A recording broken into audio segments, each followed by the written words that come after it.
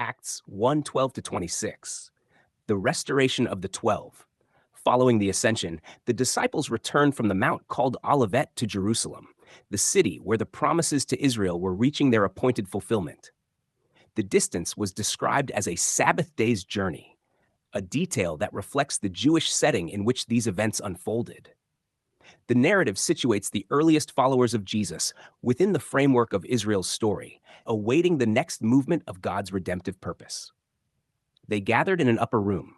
Those present included Peter, John, James, Andrew, Philip, Thomas, Bartholomew, Matthew, James the son of Alphaeus, Simon the Zealot, and Judas the son of James.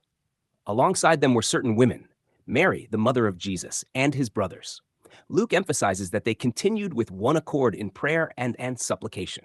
This united waiting reflected their expectation that what had been promised was about to unfold. During those days, Peter stood among the assembled believers, a group numbering about 120. He addressed the matter of Judas Iscariot, whose betrayal had already been spoken of in the scriptures. Peter declared that the Holy Spirit had spoken beforehand through David, indicating that the betrayal and subsequent desolation of Judas's place were not unforeseen tragedies, but events anticipated within the prophetic writings. Peter referred to passages from the Psalms, "Let his habitation be desolate, and let no one live in it, and let another take his office." These words frame the necessity of replacing Judas among the apostles. The betrayal had removed one of the 12 who had shared in the ministry of Jesus, and the scriptural testimony anticipated that another would take his position. Luke recounts the end of Judas in stark terms. Having obtained a field with the reward of his iniquity, he fell headlong, and the field became known as Akeldama, the field of blood. The account highlights both the consequence of Judas's actions and the recognition among the inhabitants of Jerusalem of what had occurred. Peter then explained the qualifications for the one who would replace Judas. The individual must have accompanied the group throughout the entire period of Jesus' earthly ministry, beginning from the baptism administered by John until the day Jesus was up. Such a person would serve as a witness with the apostles of the resurrection.